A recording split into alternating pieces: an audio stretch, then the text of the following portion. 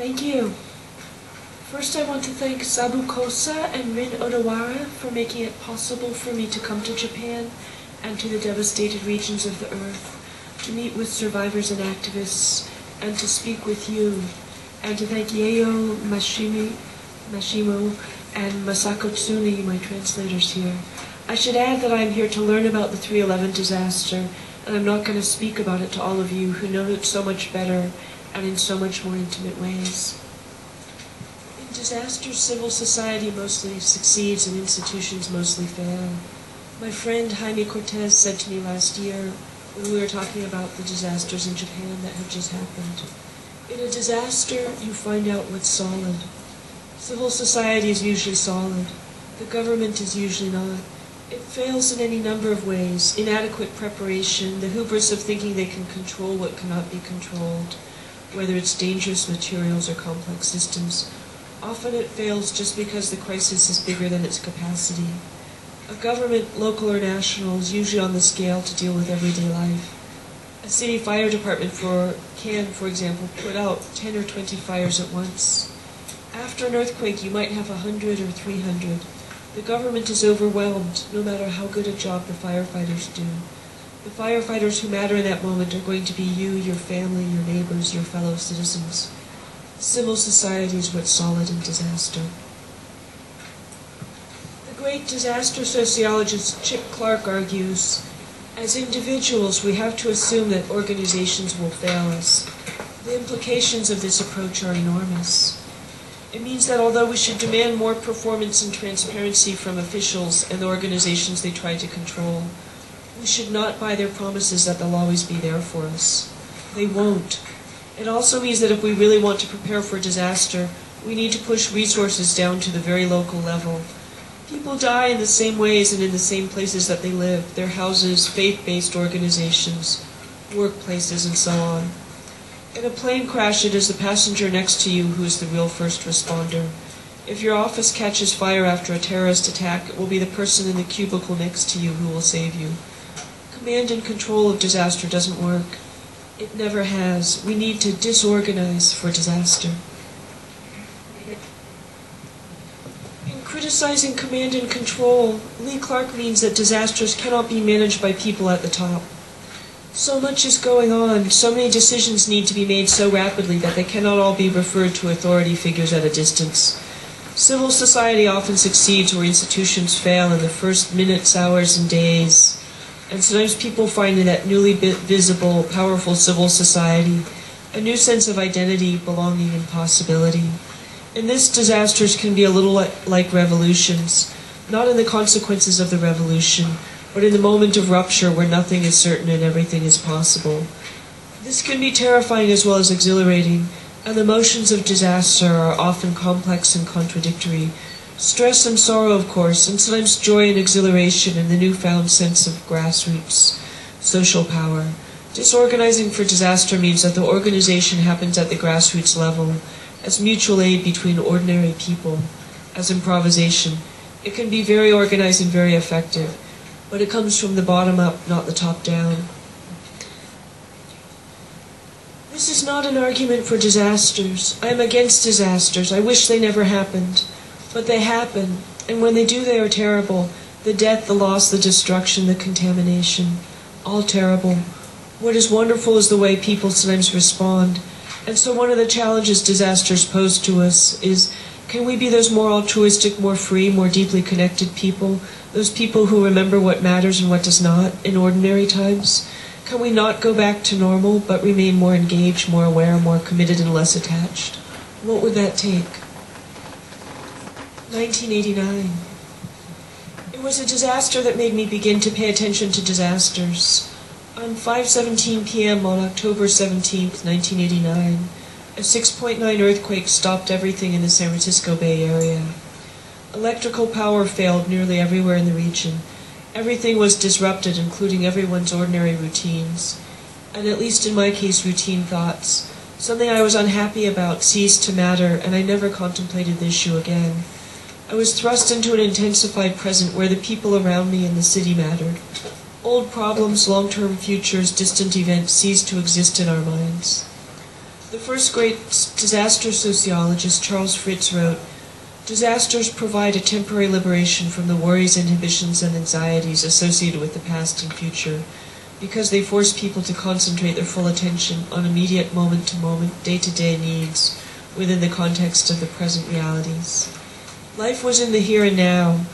We were lucky that there were so few casualties and injuries, and that our city governments generally behaved pretty well. The behavior of your government is one of the great potential dangers in a disaster, as I'm sure you know. As the years went by, I noticed that people's faces often lit up when they talked about the earthquake. A friend told me with wonder nearly 20 years later how he had driven the 7 or so miles from the interrupted World Series baseball game to his home and encountered someone at every single intersection directing traffic. They were volunteers. No one had organized them. They saw the need and they filled it. In the rough Oakland neighborhood where the freeway collapsed, people spoke with wonder about how poor African-American men became the first rescuers, how an anarchist collective set up a kitchen for the rescuers before the Red Cross showed up. Other friends in a neighborhood that had no electricity for 3 or 4 days loved the way candlelit bars became community centers. Restaurants cooked their food that would perish and gave it away, and everyone talked to everyone else. This is the essence of many disaster responses. Everyone talks to everyone else. The old divides no longer divide us. And this is what I've also heard as one of the sweetest aspects of revolutionary moments and of the Occupy movement, as well as of New York City after 9/11 and during its great 2003 electrical blackout, and San Francisco in 1906. Everyone feels connected to everyone else. People make eye contact. Strangers are not so strange, and they seem to care about you as you do about them. People step up out of their private lives into the shared and public space we find ourselves in crisis, and they feel connected by the disaster that we have all undergone together. 9/11. It was 9/11 that made me think again about disasters. The nearly 3,000 deaths were terrible. The persecution of Muslims and Arabs within the United States afterward was terrible. The wars were obscene, but the initial response of the great majority was beautiful. Though the cliché in disaster movies is that people flee from disasters in selfish panic, doing cruel or foolish things to each other, trampling each other or shoving and pushing. Most people are neither selfish nor panicky in disaster. They do not flee but converge once the immediate danger of a hurricane, a flood, an earthquake is past. Inside the collapsing towers, people evacuated themselves and others in amazing ways. A quadriplegic accountant was carried down 69 flights of stairs by his co-workers, and there was no shoving, no selfishness or panic on the staircases out of the towers. An armada of boats of all kinds spontaneously assembled, and about 1/3 people were evacuated by water from lower Manhattan. A commissary to serve the emergency workers was spontaneously organized by ordinary citizens, and for a few days they organized and distributed supplies, efficiently, heroically, without a central authority or hierarchy. One of the early organizers wrote, "We grew until Friday night without any interference from everyone. We were all going without sleep and all crazed. I realized this is a little heaven. Everyone is walking around hollowed out by grief. They need to do this. You don't think beyond it. Every 20 minutes we would fill a boat for Ground Zero. The Ground Zero area became a site of its own. Boat in would be called, and about 200 to 300 workers would yell, 'Form a line, a bucket brigade.' They would load the boats, which also continued to be part of the massive volunteer operations. When central authority snapped out of its paralysis, the commissary was shut down. The Bush administration, I have always believed, was more terrified of its own citizens than of Al-Qaeda or anything else in the Middle East, because even before they began bombing Afghanistan, they began trying to dismantle the newly awoken civil society. They told us to be afraid of 1,000 imaginary and exaggerated things. They told us to stay home. They told us to go shopping. And a little while later, they told us to spy on our neighbors. Each of these was a way not to be civil society. They told us military force would deal with the danger, even though military force had failed completely on September 11, 2001. And only the power of civil society, in the towers, in the airplane that crashed in Pennsylvania, and all over Manhattan and the world had succeeded. Though the acts had been called terrorism, no one near the disaster seemed particularly terrified. A 35-year-old financier named Adam Mayblom escaped with several co-workers from the 87th floor of the North Tower and wrote shortly afterward, "They failed in terrorizing us. We were calm. If you want to kill us, leave us alone, because we will do it by ourselves. If you want to make us stronger, attack and we unite." This is the ultimate failure of terrorism against the United States. The very moment the first plane was hijacked, democracy won. Authoritarians are pessimists about human nature. Anarchists are optimists in that they believe that we can govern ourselves, and disaster seems to bear that out. In the sudden disappearance of institutional authority, people often behave magnificently, better than in everyday life. Ordinary people, yes. Authorities, officials, elites, not so much. Authoritarians treat every crisis as a law enforcement crisis, as an occasion when the authorities have lost control and must regain it. This is a peculiar way to think about a humanitarian crisis. Or maybe not. Mikhail Gorbachev credits the Chernobyl meltdown with beginning the end of the Soviet Empire, and the Mexico City quake of 1985 radically changed politics in Mexico in both quantifiable and psychological ways. George Bush's own pollster said that Hurricane Katrina was when the administration lost its bond with the public. Disasters are always political, and they often bring change, which is why they frighten authorities who try to repress us as much as the disaster. They bring change by making us question the government and rediscover our own power. Sometimes in these turbulent moments we're stronger, sometimes they are weaker. Another authoritarian quality is secrecy, the belief that if, for example, the public knew 3 Mile Island reactor is near meltdown, or a killer is loose on the Virginia Tech campus, they will make stupid decisions and make a problem worse. That justifies keeping the public in the dark and makes the problem much worse. They don't trust us, which is a good reason not to trust them often. Though some branches and representatives of government behave beautifully in crisis. For example, in Hurricane Katrina, the Coast Guard and a state senator in the rural fishermen's district were heroic in organizing rescues, as were the hundreds of fishermen who brought boats into the city that was 80% underwater to rescue strangers. When I began to investigate disaster, I was like a person who opened a door, curious about the room I expected to find. I foresaw a medium-sized room with some interesting things in it, but I opened the door onto a stunning and unfamiliar landscape that stretched out into the distance. The door was named Joy, but the landscape was named Civil Society.